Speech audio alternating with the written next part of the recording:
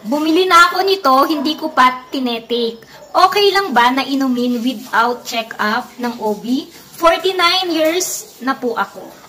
So, ito po yung tinutukoy ni ma'am, si Evening Primrose Oil.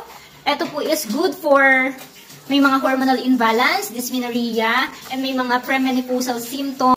Meron mga hot flashes, mood swing, vaginal dryness, sleep problem, joint and muscles, ache.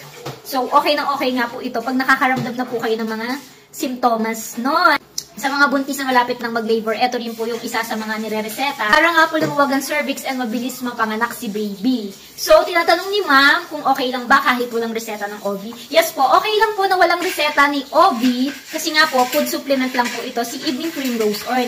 Pero, lagi ko nga po sinasabi, mas maganda pa rin po talaga na meron reseta. Kasi po, katulad sa akin, nireseta lang po ito sa akin, hindi po para everyday inumin. Nireseta lang po ito sa akin para sa dysmenorrhea ko, 10 days before my menstruation.